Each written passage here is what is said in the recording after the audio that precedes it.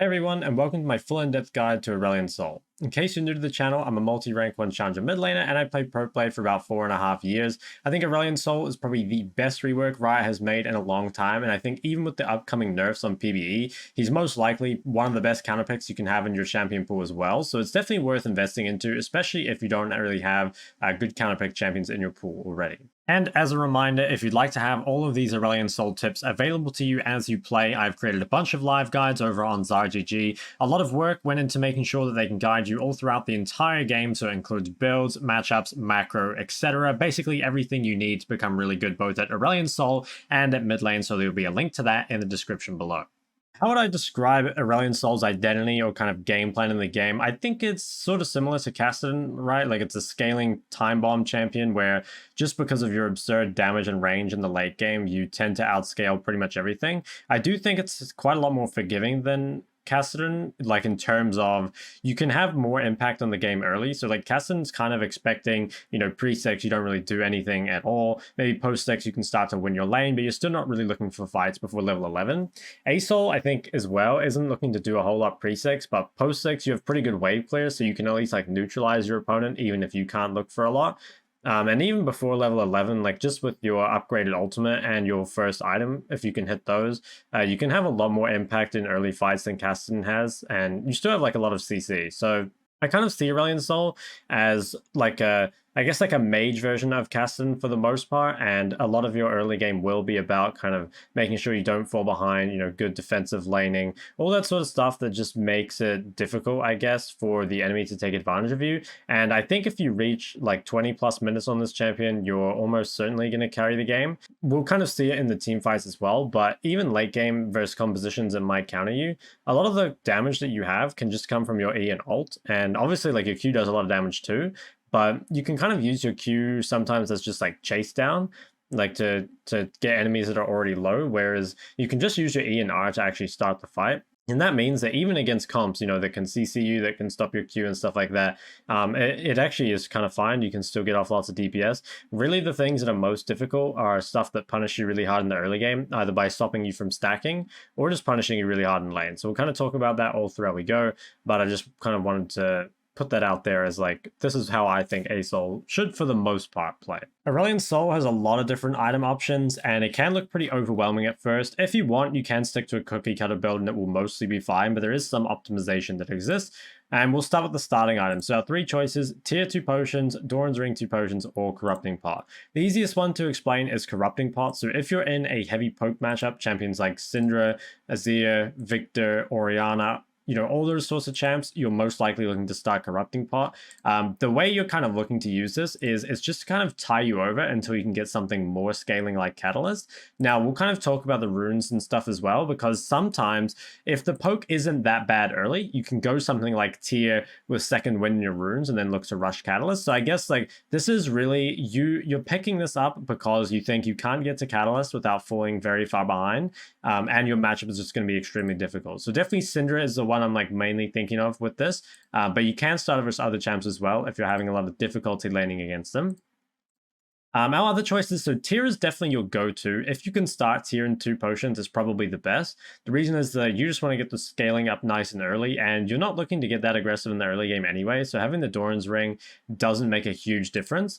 The time you might want to start Doran's Ring is if you're against a champion that wants to jump on you early, so then you can use the health to kind of, well, one, the health to stay alive, but also the AP to kind of help disincentivize them from trading. So stuff like Silas or Fizz could be really good to start Doran's Ring against, because they're basically guaranteed to trade on you anyway, and having the ability to trade back at least in some fashion is good, as well as having the AP or the HP to avoid the all-ins is nice as well.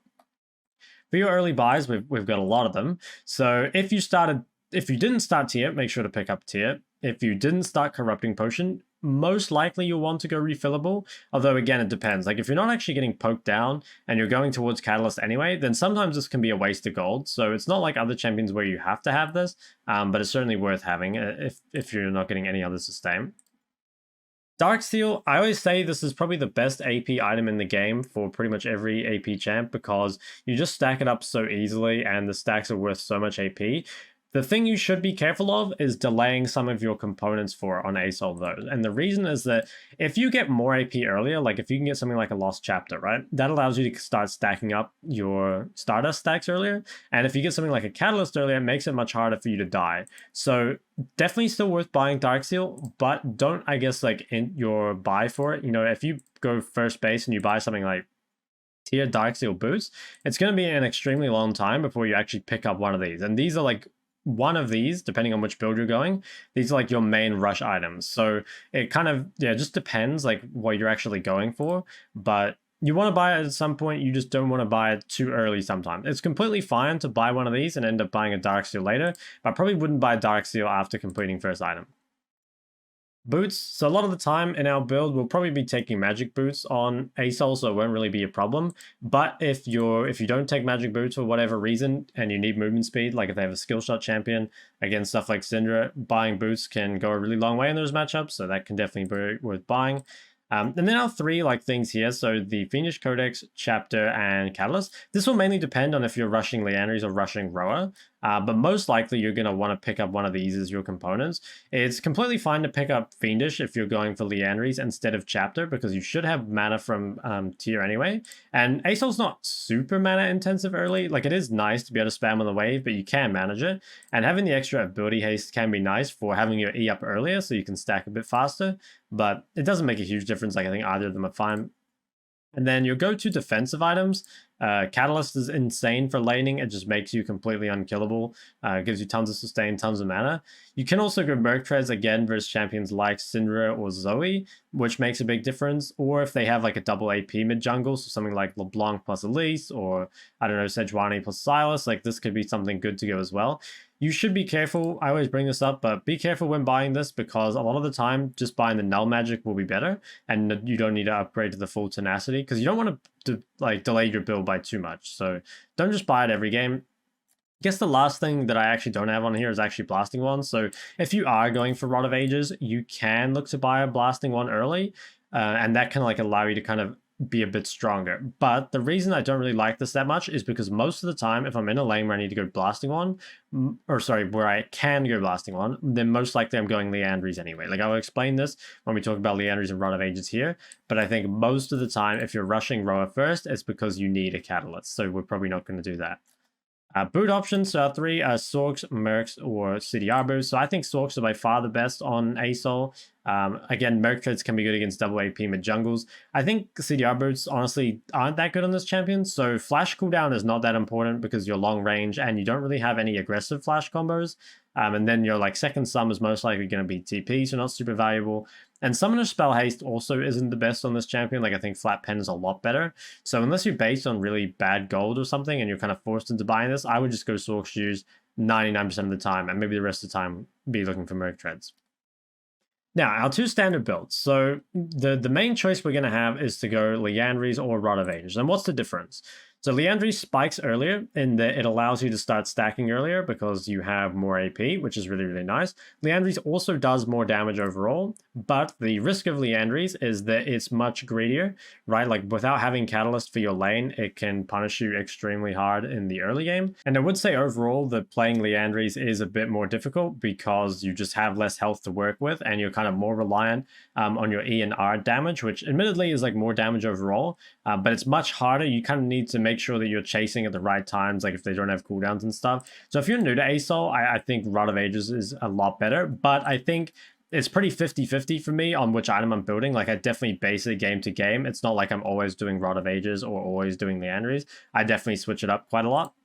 Another thing worth noting is I have sometimes seen that some people go Liandry's but actually rush Rylai's, because what you can do with that is that allows you to still get some HP early without going for the full Roa rush. So that's something you can try as well. Personally, I still think it's better to rush one of these items, but it's definitely worth trying, and Rod of Ages is very cheap. I guess, like, if I were versus a melee champion that I really wanted to sustain early against, and the Rylai's slow was valuable against them, I would perhaps pick that up early, but most of the time I'd be going for something like this. Next thing I want to quickly talk about is the fact that in theory, tier is an optional item. So tier is kind of a bait and kind of not on ASO at the same time, because you don't actually need tier. Like if you take a lot of mana in other areas, you can get away with not having tier. But the problem with not having tier is that it makes your build really awkward. So what ends up happening is you get these items here like Liandry's, Sorks, Rylai's. And then while you could go Rabadon's third, it means that like you're going to lack a lot of extra health and tankiness from this. And also just because Rylai's is a low AP item, you're not going to have so much APs like by the time you get Rabadon's third that it's insanely worth it. And also like, especially with the runes we'll be taking, it's a bit more difficult for us to just like get tons of extra AP. So some champs that take Rabadon's really early, right? They always go for like Eyeball Collection, Gathering Storm, Absolute Focus, and sometimes like Darksteel as well, right? So that's a lot of extra AP. It's quite difficult to get all of these at once on ASOL, which again makes it kind of more difficult to pick up Rabadon's third. So all those things kind of make it so that just having tier third, in my opinion, is better. It just smooths out the build. So that's the main reason we're going to be going tier. But depending on what you decided for your Mythic, we're pretty much going to be doing the same thing. We're going to be going Mythic, Tier 2 Boots, Rylai's, Archangels, and then Rabadon's Void. You can change this build around a little bit. We'll talk about some situational items here. And you can change the order of Void and Rabadon's if you want, depending on if they have lots of MR early or they don't. And both of that can be very, very strong. Yeah, I would say if you can get Rabadon's, generally it's better. Like if they don't have much MR, just because you're going to have a lot of AP by this point. But yeah, I mean, if they have a lot of MR, you kind of need the Void, right? Alternative mythics, we kind of already talked about these two. I don't think there's really any point picking up anything else. I think Crown is just kind of a worse version of Rod of Ages now on almost every champion. So I don't really pick it up. And I don't think there's any reason really to take Ludens over Liandry's anyway. So it's just going to be these two mythics most of all. So situational items, first one is Medjai's. I think Medjai's is actually pretty good on ASOL if you do end up with a lot of stacks, because you've got the range to back it up. It's pretty hard to die on the champ if you're playing well, but in the current meta, you should be pretty careful buying this because there's a lot of point and click. So champs like Vi are really annoying. Champs like Syndra can be really annoying. Like you really don't want to buy this and then die. So you want to buy it making sure that you're not gonna die pretty much, right? And avoiding point and click is a lot harder than avoiding skill shots. So Oblivion Orb is good on ASOL, but the problem is it's like, where do you actually buy it? So the reason it's good is because you apply a lot of AoE. The problem is there's no item that you can really afford to delay. Like, can you afford to delay your mythics? I would say probably not. After that, Rylai's is way too big a spike. We could maybe swap it in, or like, yeah, maybe slot it in here after Rylai's, but I don't think it's really good. I think that you probably just do way more by buying Archangels instead. I guess if no one on your team is building it at all, you should probably buy it, but I would really try not to. Next, we have Void. So as we said, Void itself is a situational item. If for whatever reason they still don't have any magic resist late game, you don't have to buy it and you can buy a different item instead. And you might want to buy it earlier. Maybe even the earliest I'd probably buy this would probably be like third item, like maybe something like this if they had tons of magic resist. But honestly, it's probably just the wrong game for ASOL if that's happening. Like ASOL definitely functions best as a solo AP. So, you know, so it's much harder for them to itemize MR against you. If you're playing like triple AP and you're playing ASOL, it's really bad because as you can see, like your build ends up really scuffed if you end up with a Void very early on. Next is defensive items like Zhonya's and Banshees. So I think most of the time you don't actually need these on ASOL, again, because you should be fairly tanky with these items here. And also just because you have a lot of range. Now, if you do need one, like if you do need this Banshees or the Zhonya's, probably the best place to pick it up is either after the Archangels, so something like this, or slightly before. I think picking up the Rylai's is too important. Worth noting though, this is a massive DPS loss. You're only picking this up because you cannot play the game without it, because delaying Rabadon's by this much is an extreme DPS loss. So you really don't want to buy it unless absolutely necessary. I think most of the time you just don't need it because you should be tanky enough already. Same with Zhonya's pretty much. Talked about if tier was like worth building. I think it is overall, just because it smooths out the build and gives you that tankiness. Last two items here, maybe Lichbane and the Morellos. So Lichbane is kind of troll on this champ because like most late game AP champs kind of want Lichbane just because it's like the highest damage item by that point, right? Because the Spellblade thing kind of works with magic damage. but there's not that many times you're actually going to be auto-attacking on this champion. So the only reason you might pick it up ultra late game is you can sell your boots and pick up Lichbane for movement speed and AP. So this would be like 6 items, 50 minutes in the game, I'm selling Torque Shoes and I'm picking up Lichbane. Other than that, I don't think there's any reason to buy it. And finally, Morello. I think Morello is also not really worth building. Like, if you're building Orb, there's not much point into upgrading it into Morello because it's the same Grievous Wounds. So while you get, like, good stats from it, like the pen and stuff is nice, you still get better stats by buying stuff like this. So overall, I don't think it's super worth buying. So that's kind of it for ASOL's items. Like you can see, it's kind of confusing. Like, there is a lot of stuff.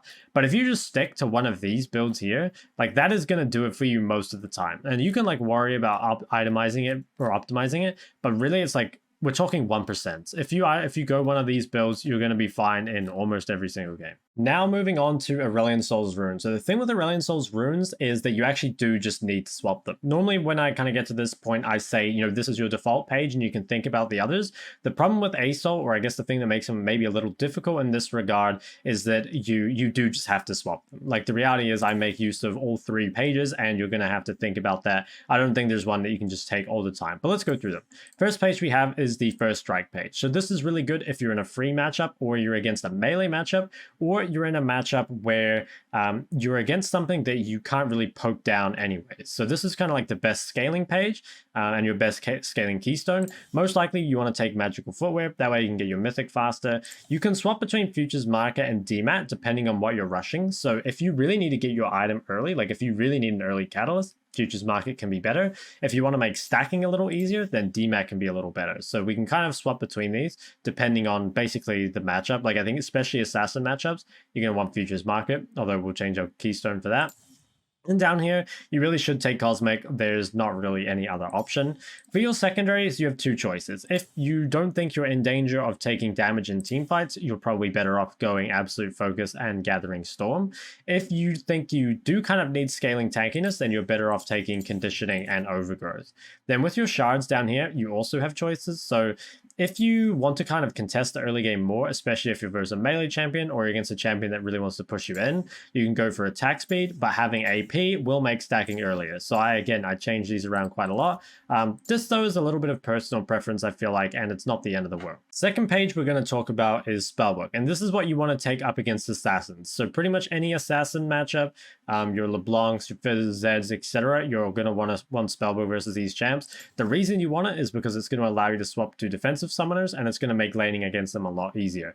Up against the assassins, you could take Perfect Timing, but I think again, going boost, it kind of depends. Like, I think if you're versus an AP assassin, maybe you consider Perfect Timing just so you can rush mercs. But honestly, I would still go Magical Footwear, and then I would just take Futures Market because that allows you to get the Catalyst a little bit earlier, and it makes you a lot tankier. And then depending on the assassin, you can also change your runes. I would recommend, again, against assassins, going Resolve second, but you can take like Bone Plating versus some all-in assassins. Second Wind against Poke assassins can be good, or you can still go for the scaling. It kind of depends how difficult you think your matchup is. And then I would probably give attack speed so I can kind of fix the wave and make things a little easier for myself. But the main thing basically that you want here is just you want Spellbook and Futures Market, and the rest of it you can kind of just mix and match with. And again, that's just so you can get the combat summoners as well as you can get your catalyst earlier on, which makes you pretty much invulnerable to any early game aggression. The last page we have here is the Comet page, and this is the page that you're going to want to run against stuff that either outranges you or just destroys you in lane too hard that you can't run first strike, and also against champions that don't have a lot of sustain. So this is ideal versus kind of longer range mages or the more difficult mage matchups. So again, stuff like Syndra, Zoe, Ori, all that sort of stuff, I think you should be going Comet against because they're going to outrange you anyway. You can't really proc first strike, and Spellbook's not that good against them anyway. So then when you are going this, you have choices again with your secondaries, but I guess we'll go through the primaries. So I think picking up Mana Flow and Transcendence is mostly a given. You can swap this to Absolute Focus, especially if you're looking to pick up Rabadons earlier in the game. Like if you weren't going tier, you could do something like this because it would give you more AP. I think Transcendence is nice though, just for the E cooldown, and having it up more often I think is a big deal. And again, you can go Scorch here if you think the poke will actually stick. If they're playing a champion that has like TP Corrupting Pot though, it doesn't really make sense. So I think this might be something that works a bit better in lower elo, where you can kind of just like bank on the fact that your opponent's not going to itemize correctly and you can look to poke them out more. But I would mostly just go for Gathering Storm here. And then in our secondaries, again, there's options. So we can go for scaling tankiness like this. If we're against a heavy poke champion, we might want to consider Second Wind as well. Or we can come over to Inspiration and once again pick up probably Magical Boots and Cosmic Insight. So I would say all three of these pages should be used. To reiterate, I guess like First Strike is good against like melees and free matchups. Comet is good against like hard range matchups and champs that you can poke out easily. And finally, Spellbook is good up against assassin matchups. So if you kind of use those keystones, you will find so many of your matchups so much easier as ASOL. If you're not sure how to use Spellbook as well, I have a full guide on that, so you might want to check that out as well. Aurelion Sol's sums are pretty easy. Almost all the time you're going to want to take Flash TP. That's just because, again, like Flash is probably the best summoner defensively on this champion. And you kind of need it, especially because your W can easily be cancelled. So you are going to need Flash to disengage from ganks a lot of the time. TP is useful just because you're a weak laner and having that to kind of help fix your lane is very, very nice. It's also nice because you side lane really well, like you clear the waves very, very fast. And also you clear camps really quick too. So if you're ever in side lane or in jungle, it allows you to still be able to TP to the fight if one breaks out. The other things you can consider are if you are against an assassin and you're taking Spellbook, you might want something like Flash Exhaust. And then you can, of course, swap that later on back to TP at level 6, or you can swap to Barrier, Heal, Cleanse, Ghost, Ignite, whatever. But yeah, most of the time, just take Flash TP, maybe consider Flash Exhaust versus Assassins. Otherwise, you don't really need to consider anything else. I suppose maybe you could consider Flash Cleanse if you're against a lot of CC, maybe versus like Lysandra or LeBlanc or something. I would probably go Merc Treads, but again, like maybe if you're going Magic Boots and you can't get Merc Treads early, you would opt to go for Cleanse there instead. Aurelion Sol's abilities can be pretty overwhelming when you first read them, but they're actually pretty simple. We'll start with the passive. It's basically just a stacking mechanic, which is where whenever you collect Stardust, it increases the power of all your abilities. There's a bunch of different ways to collect Stardust, which we'll get into as we explain the abilities themselves. But basically all you need to know is that you want as much Stardust as possible. If you want specifics, the Stardust increases the damage on your Q, the max health damage increases the distance traveled by your W, the area, so the size of the E, as well as the threshold at which it executes at, and finally the size of your ult as well. But functionally, you just need to know you want lots of Stardust. Let's start with the ability. So Q, it's basically like you hold down this ability and it deals damage over time. And it also aims it where your mouse is. So as you can see here, if I move around like this, it moves like this. And if you put it on someone, you see here, each full second of breath deals extra damage and absorbs Stardust. So if you see here, as I'm stacking on here, you see that little kind of like constellation pattern thing. So every time that happens, it does bonus damage and gives you a Stardust. And as you can see here, the Stardust is what's going to start empowering our abilities to become stronger and stronger. Now, as you can see here, the Q only lasts for like a limited amount of time, right? But once you fully max it, it actually lasts pretty much forever, or maybe it is forever. I can't actually remember. I think it is forever. I believe, okay, yeah, it's basically forever. You can see there's like a timer on it on my buff bar, but it looks like it's functionally forever. Yeah, up to 999 seconds. So it is, essentially forever. And that's going to allow you to hold it down as long as you have the mana for it. So that's like a big reason why we're going to need a lot of mana on this champ, because otherwise it's going to be hard to kind of sustain actually having that, especially for DPSing down waves. Now, what's kind of important about this, is if you notice, is that it deals 50% damage to surrounding enemies. So if you imagine if this is a minion wave, like it's still going to DPS them all, but you're only getting Stardust stacked from the first one, and it's dealing reduced damage to the other ones.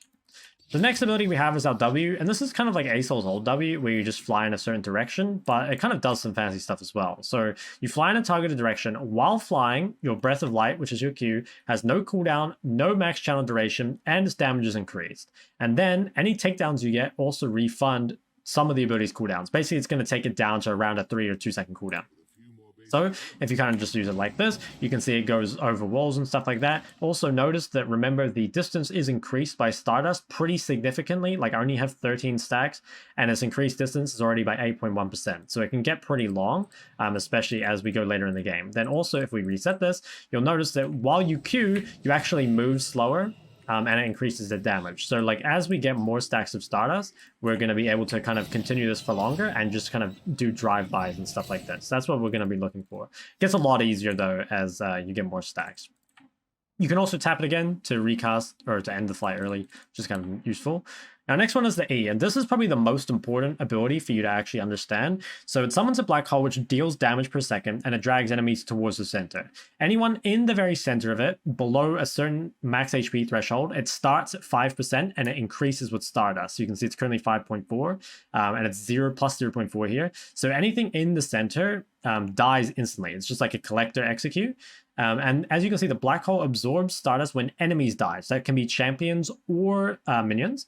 And each second an enemy champion is inside. So basically, when minions or champions die in it, you get Stardust. Or when champions are standing in it, you get Stardust. So as you can see here, if you just place it on the ground, in the early game, it's rather small. But as you go later in the game, as you get more Stardust, it's going to become a lot bigger, as you'll see in like some of the team fighting clips later on. And if you place an E like this, it will slowly drag them in. And then if they're below that health threshold in the middle, they'll die. And you can see that my Stardust will go up a lot here because it was stacking on champions in the meantime. So the way you're going to use this in lane, we'll talk about this in the tips and tricks, but is basically you're going to want to set up creep waves so that lots of creeps die, and then you get lots of Stardust in it. Now, the last ability here is the ult. There's basically two parts to it. So the first one is that basically you just call down this ult and it stuns people, right? That's pretty much just how it does damage and stuff like that. Now, notice as well that it absorbs 5 Stardust for each champion hit. So you would have seen, because I hit 3 champions there, I got 15 extra Stardust. Now, gathering 75 Stardust transforms it into the Sky's Descent, which is essentially an extremely powerful version where it deals more damage, knocks up enemies here, and it deals like a massive AoE and slows everyone. Something worth noting is that stacks don't end up going towards this until you skill it. So despite having 42 stacks, you can see my progress on this, if I hold shift, is only 15 out of 75 because you only start gaining points towards it or Stardust towards it once you put a skill point in it. But after that, every time you hit 75 stacks, you're going to be able to get the empowered ult. So what I'll do is I'll quickly farm up those stacks and fast forward it back for you guys. Okay, so you can see now that I have my empowered ultimate. Again, also worth noting is that any additional Stardust stacks gained beyond this point, they still upgrade your passive, but they don't go towards the next ult. So let's say, for example, that you're at 110 stacks, right? That should mean that 75 stacks from now is at 185, right? But any stacks you gain towards this, like if we gain stacks right now, this does not progress towards your next ult. So while obviously you still want to gain Stardust to empower your actual abilities, you don't essentially get progress towards the next ult until you've actually used this. And we'll talk about how to use this, kind of like, you know, tips and tricks for it, when you should kind of save it for and stuff like that. But I'll just show you what it does. So basically, it's a much bigger AoE. Anything hit by it is knocked up, but there's also, if you look at the mini map, there'll be this giant shockwave. So if I put another champ over there, you'll see the other enemies are still hit by it in this giant ring here, and it goes out pretty far. Again, if you look at the mini map, there's a pretty big range on it. So that's going to be really useful, especially for dragon fights. Actually, aggroed the Herald onto me as well. And again, as a final note, the size of both ults is increased by Stardust. So having Stardust is going to be extremely, extremely important. And I guess our last thing for the abilities themselves is the order in which you're going to max them. You almost always start E, but you're going to want to max Q, then E, then W, and obviously put a point in ult whenever you're able to. Now we're going to talk about Aurelion Sol's combos, tips, and tricks, and probably just the most important thing by far is how to set up waves for your E. So as we said in the ability section, if you can last hit creeps or anything with your E, or rather if they die in the E, they don't have to be last hit by the E, it'll give you Stardust, and that's really important. Also, cannons give more stacks, so what you're often going to want to do on waves is, in the early game, you're probably going to want to try prep the creep. So what I do normally is I try and auto a bunch of them down or get them like a little bit lower, something like this, and then I'll either wave. Obviously, if you have mana, you can look to drop Q on it. And especially as you get later on in the lane, as you get more items and stuff, that becomes much more viable. But in the very like first few levels, like I guess before first base and before around level 5, it's quite hard to do much with your Q. One, because people will zone you off the wave, as we'll kind of see in our laning part of the guide, but also just because, yeah, you don't really have a lot of AP and mana to really set that up. So I'd probably just be looking to at least get like half the wave, you know, when that gets low. And then like even just like try and auto attack a bunch of the creeps down. Sometimes you won't have time to get them all, right? But that's so important. I actually think if there's one thing that's, you know, important about ASOL for the early game, it's that like you really have to make sure you have good Stardust stacks, and by far the easiest way to do it is just to prep them And then obviously, like, once you get AP, you can pretty much, like, you know, for example, if this is after first base, I just give myself some gold here. And let's say I have like a lost chapter and I'm, you know, pretty high level. It becomes very easy to just like EQ the entire wave down and you really don't need to think about it at all. But then the biggest risk that comes with that is just getting traded on. One thing that you can do is like when you're, say, Eing the creep wave, if someone pushes up to you, you can actually just swap your Q and trade back onto them. That's what I do a lot of the time. Obviously, you miss the stacks, but you kind of dissuade them from trading with you again. Other combos and tricks that you might need to know, I mean, a pretty basic one is the combo E with R. So when you're looking to engage on someone, you normally want to E before ulting because it's going to slow them and like pull them in, and that makes it a lot easier to hit your R. One thing that you guys might not know is that you can actually cast both E and R while you're on your W. So for example, you can be doing this and then you can do that and it's still your R will, or sorry, your W will keep going while that's happening. And normally when you are looking to chase someone down, what you're probably looking to do is, you know, you might be chasing them with your W here, you might be queuing them, and then you might look to ER and then go back to queuing, something like that. One thing that's kind of interesting is that if you remember on here that Q has no cooldown while you're on W, so what that means is even if your Q is on cooldown beforehand, the moment you press W, it immediately comes off cooldown. So that means you can do that to kind of set up some pretty interesting like trades and stuff like that. But mostly what you're just going to be looking to do is in the early game, you're just looking to set up tons of stacks.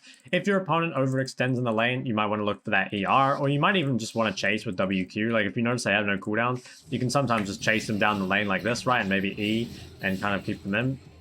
I think another thing you can do is that if you want to like cancel your W early, but you want to keep queuing, is I'm pretty sure you can hold down Q the whole time and just recast W. So if I just tap, yeah, so see if I tap W there, my Q will just like keep going straight after. So I don't use that very often because honestly it doesn't happen a whole lot, but that's something you can do. I believe also you can cancel your W just by clicking. Yeah, you can. So if you don't want to recast, you can just right click off of it. Be careful because when I first started playing this champ, I accidentally clicked a lot and just canceled my W fairly often. So it's just like a habit, right? Because of moving around on other champs. So be a little bit careful of that.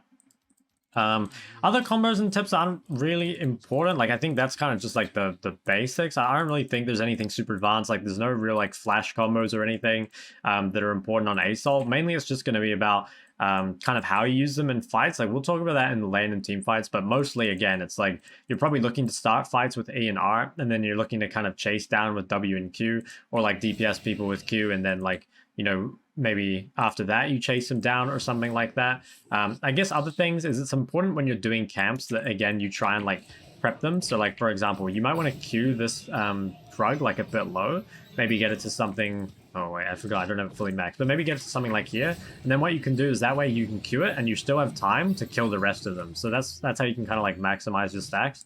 I think that's pretty important as well. Like you'll kind of see that most of this champ is really just how can we can maximize our stacks just as much as possible. I guess another thing to think about is if you are in a lane where you can't really just stack up all your stacks for free, like you're getting traded on a lot, what you might want to do is just look to defensively trade. So hold both your E and your Q, and then if your opponent tries to trade with you, like maybe you have comment or something, and you can just like kind of EQ them off to kind of discourage any more trades. Again, you kind of want to use your E on the wave whenever you can, but it's bad to use the E on the wave and then just be zoned off because you won't get many of the stacks anyway.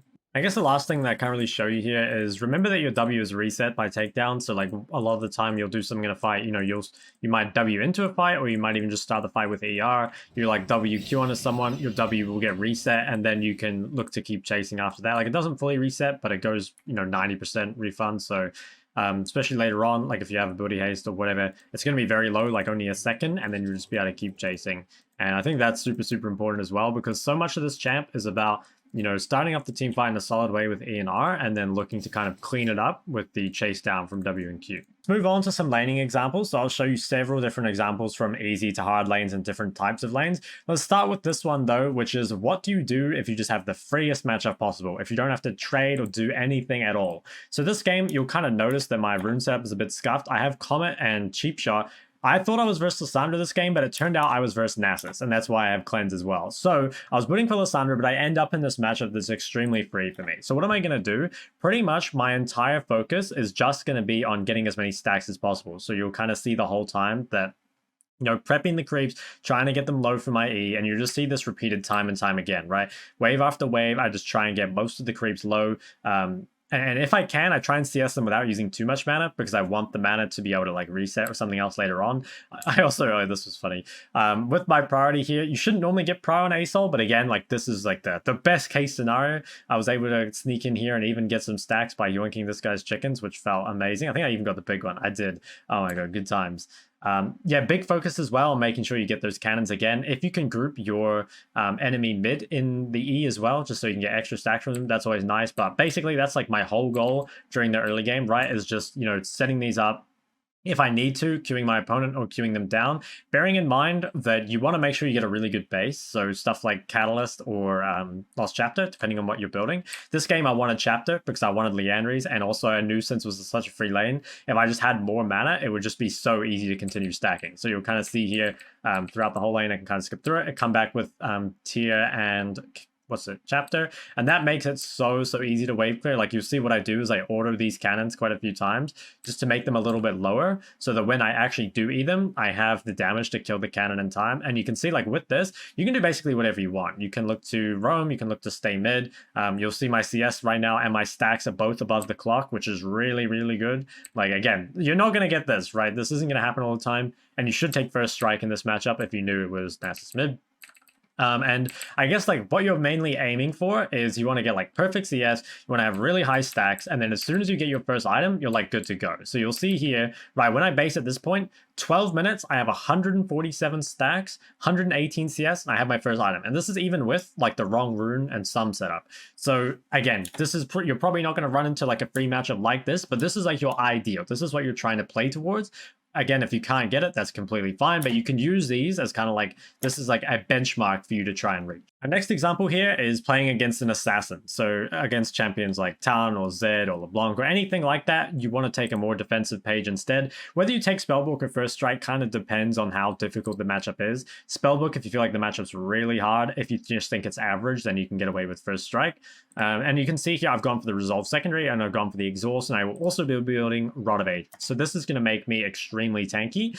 And the main difference to your early game is going to be what you do with the waves. So if you remember in that previous example I showed you, most of the early game I was spent pushing in and just kind of like prepping the creeps. When you're versus assassins, you, just like as any ranged champion normally, you kind of want to have the wave either in the middle or on your side. And what that's going to do is it makes it really hard for them to chase you down the lane. It also kind of still prevents them from roaming. Like, ideally, you don't want to allow them to roam.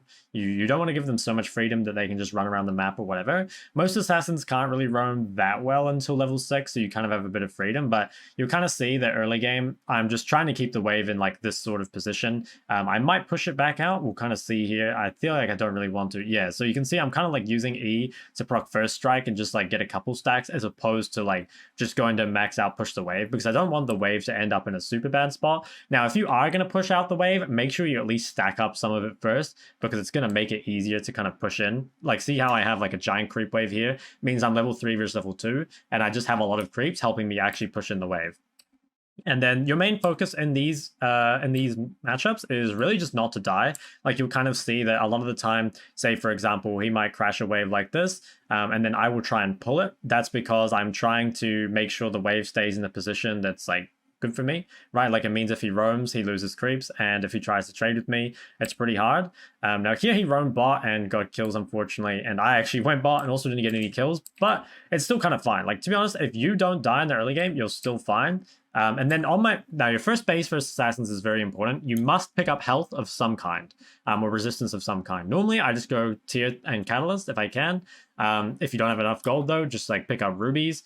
Ruby sapphire is like a good thing to pick up. Something like that. You just want some tanky stats. Basically, you want to be level 6, be tanky enough, because like he even got a kill from bot, so it's even worse than it should normally be, especially with me using flash. But once you're level 6, you've got your resolve secondary, you've got your exhaust, you've got your ruby crystal. Like, you should be strong enough that you're not really worried about anything. Like, you'll kind of see, like here, I guess here, I'm actually, yeah, I guess he has ulti, but I have Lulu in the area, and to be honest, even 1v1, he wouldn't be able to kill me here, right? Like, I'm just a bit too tanky for him, even without flash and exhaust. So if you get to this point where you get catalyst and like your exhaust is up and it's like level 7, the lane's just pretty much over for the assassin, and you're going to outscale for the entire rest of the game. So that's like your main goal. And once you reach this point, you probably have enough wave clear that you can kind of pin them to the tower, or at least like match their wave clear. at least so that they can't just like roam around the map for free. And then if someone does roam top, like here we saw Talon roaming, normally it's better for you to punish by pushing rather than chase them, because ASOL really just sucks at early skirmishes. Like doing something like this, taking plates and pushing the wave, is normally going to be a better response than chasing them. If they're low though, or like, I don't know, you have a lot of CC on your team or something, like you can chase. I'm not saying like don't ever do it, but I guess like be aware of how much you can actually deny. Like here I managed to get 2 waves for free. Obviously Riven picked up some of it and I got a plate, so it was like a really big lead for me. And then Talon lost this wave. So actually after this, even if you got a kill top, it'd probably be worth. And then yeah, like if you reach this point, you haven't died, the game's just completely over. Our last example will be, what do you do if you just get extremely hard countered? So in my opinion, as we'll talk about in the matchups later, the 2 hardest counters to ASOL are probably Syndra and Yone, or at least those are the 2 that I think are the best. And the reason is that because they can always cancel you when you're trying to stack with Q. So like what'll happen is you either wave and then you try Q it, they can just cancel you with stun or knock up. And that makes it really difficult to actually get your stacks. You're not so much going to fall really far behind in terms of CS, but it's very difficult to get stacked up versus these champs, which is a really big problem. So against Syndra, I would probably take Comet these days. This was like back when I was still experimenting. I think Spellbook better against Assassins, but I'd probably take Comet Resolve up against Syndra, but the rest of the setup should be the same. And definitely go Corrupting Pop because you're going to need a lot of sustain. The key against these champions is to try and bait out their cooldowns. So especially if you can bait out like a stun or something before using your E. Obviously, you should have a lot of extra sustain if you have like Corrupting Potion and Second Wind and whatever. And you'll kind of see here that sometimes it's worth kind of like trading inside your E. So if like someone walks up into it, it adds up to a lot of extra damage. And you can see like I actually get an advantageous trade here, even though I probably shouldn't. And a lot of this, I mean, the reality is like this lane sucks. So as I said, I think it's one of the hardest counters. I played this matchup many times from the other side and I just completely destroyed the ASOL. So you're mostly going to want to keep the wave on your side. If you can ever do this, where you can get like the opponent to use like their stun or something like this without you having to like use your E. So like, for example, right now my E's on cooldown. Syndra's stun is slightly longer than ASOL's E, so I know now that on my next E that I won't have to deal with getting cancelled on it. So that can be quite important. Got ganked here and had to flash. Again, kind of similar to the matchups where you're playing against Assassins. Going health or movement speed is good against these champs. So health obviously just for tanking up and movement speed for disengaging. And if you go down like 10 CS in these matchups, I would say you're doing a pretty good job. Obviously you can see though my stacks and stuff are a lot lower than before. This is good here though, like I managed to base without having to use my TP, and so I know Syndra has to reset at some point here and she doesn't have the mana to really cancel me, so I kind of get a window where I can look to stack up for free. One thing that you'll kind of notice is that ASOL is not really an aggressive laning champ. Like if people waste cooldowns, you can look to W on them, but that's like, it's like the cherry on top of everything else. It's really, mostly, you're just like practicing defensive laning, like trying to get stacks when you can, trying to prep the creeps well, keeping your CS up. It's not like a lot of the other champs that we've covered on the channel where you're looking to really hard punish and lane. Obviously, there are champs that you can punish against, but for the most part, it's not really that different from how you would regularly play ASOL. The only difference really is that you might W forward on them. And you can kind of see if you get through the early game and it's going like at least decently for you, and maybe you can pick up like kills and skirmishes or something like this. This is probably like the best outcome you can have out of the early game. It's, you know, again, it's like not great, but it's really the best that you can get. Teamfighting as ASOL is definitely pretty different from a lot of other champs. Pretty much, you sort of function as a control mage, but then you've also got elements of like chasing people down. It is just sort of a weird champion, but mostly your kind of goal is to be, you want to start the fight with some sort of like E and R and kind of getting people low with Q. And then once cooldowns are used, once people are low, that's when you're going to chase down with your W. So remember that your W resets from takedown, so you can enter the fights like that as well. If you want like a really quick example, I guess, of what, like, I guess your ideal team fight looks like is just something like this. They're all stacked up. You just get the E and R and it's free DPS. It makes it extremely easy. Something that is like pretty worth mentioning is that using your empowered ultimate, like the big one, ideally you want to try save it for Dragon or for Baron, because those are like the most important fights. But if you notice that there's a really important fight, then it's worth just using, right? Like it can single-handedly turn the fight around. So that's definitely worth using. Later on in this game, we kind of see a different example of how the fight might look. So a fight like this, it started off and I don't have ult, and I also, no one's really low. So instead I started off by Wing sideways. You can do this pretty often because later in the game, like the distance is very long. And what that allows you to do is just chuck down E and Q, and that way you can just kind of DPS from the side. And then after that, you can look to chase. So I kind of W here. I think I was actually slowed by Nasus W. That's why I was moving so slow. But I would look to chase down, and I think eventually I end up like flashing forward and killing these guys. But so those are kind of the, I guess like those are the most obvious examples. I'll go through some more as well, but yeah, just like starting off fights like that, you can see here as well, just kind of like, again, going forward, like doing a little bit of damage. I know here that I'm safe because there's only 3 of them and they don't have a lot of cooldowns. Like you can see, I go in here, I get cancelled by Belveth, but it's fine. Like my E is doing so much on the back, and then I can just DPS her down. So you'll mostly be looking for that, but let's go through some more examples. This game here has a couple more examples of starting fights off as engaged. So you can see here that I have my E and R, and I notice these people all stacked up. So I can just W over the wall, ER, and then look to kind of DPS them down. When they're in your E and R like this, it just makes it so easy to free hit. And then you can look to just chase down with W as well. So I wouldn't say this is like your average Aurelion Sol team fight. Like most of the time you're going to start it off kind of playing like a front to back sort of style, but if you do notice people are caught out of position, it's really easy for you to flank them and then to just, you know, set up for that really game winning team fight. Another example here from later in the game, again, I see people pushed up on mid wave. You can use your absurd E and R range to just start off fights like this, especially when you get like tanky. Like once you get rylized, you just have so much tankiness and so much chase that's really easy to just start off pretty much anything like that. I kind of wanted to just show these just to show like, not so much that this is what you're always going to look for, but just more towards like what you can, how you can kind of like carry games, right? Like that's how you can do not just like your job of like hitting front to back, but how you can actually go like above and beyond and secure like victories like that. Here's an example of maybe a more normal Aurelion Sol fight. So the thing about this one is it's kind of like traditional control mage team fighting. Like I'm behind my team and it's much easier to DPS here because all the cooldowns have already been used.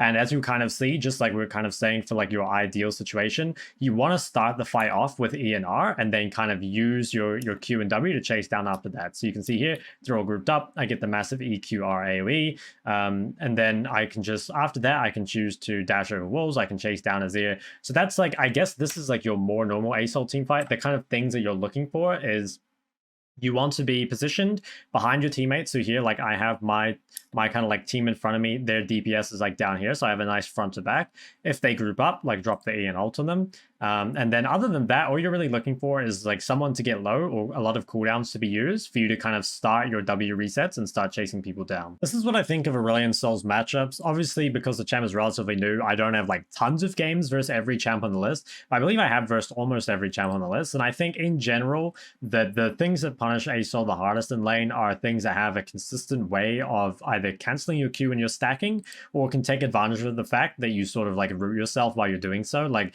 if you think of, okay, Syndra and Cho'Gath, you know, these champs can easily cancel you. Champions like Anivia, Lux, Xerath, they have a great time trading on you if you're standing still because it's kind of like you need to dodge their abilities. So that kind of makes it quite difficult. Or champions that can like push you in and make it quite hard to actually prep the wave can be difficult as well. But normally if you just verse some kind of control mage, like you outscale most other champs on here. There are some that scale like reasonably well as well, stuff like Veigar, but I still like ASO into them. And most assassins, if you take the right setup, are actually very easy. But if you fall behind, like it can be tough, right? The whole thing with assassins is you need to make sure not to fall behind in the first place. And I think that some of these champs like down here, you might even struggle with the first time you verse them. But as you get better at the champ and as you get like more kind of knowledgeable in the matchup, as long as you don't fall behind, like that's such a big tipping point. You know, like after the first death, surviving past that point is way, way harder. But if you avoid any early deaths into them, they're actually mostly fine. And there's a lot of these champions on the list as well that might be hard kind of in the lane sometimes, or might be hard in team fights, but are kind of overall easy. So an example would be something like Pantheon, can stop you from stacking a lot early, but you have like a great time against them in team fights, and you don't really need to worry about the gank setup because you can just like sit back and relax. But there are some champs that are maybe like, you know, up here that might be very hard. So say like Cho'Gath is quite hard in the lane and it's actually kind of fine in team fights. So there aren't many champions that are just like exclusively hard counters to you and you can never play them into them. I think if you want to blind ASOL, you can, but I think he is better as a counter pick. So personally, I would blind something else and then use him as a counter. I think that's where he really shines. But he is probably OP enough, at least for now, that he can be blinded if you want to. So guys, that is going to be it for my Aurelion Sol guide. I haven't done a champion guide in a while. while, actually, and I know it's something you guys have been asking for, like some of the newer meta champions to be kind of talked about and some of the older champions to be updated. I'll be looking to do both of those things, so hopefully I will be able to get those out rather soon. If you have any questions, though, about Aurelion Sol, please leave them in the comment section below. Otherwise, don't forget to like and subscribe. I'll see you guys next time.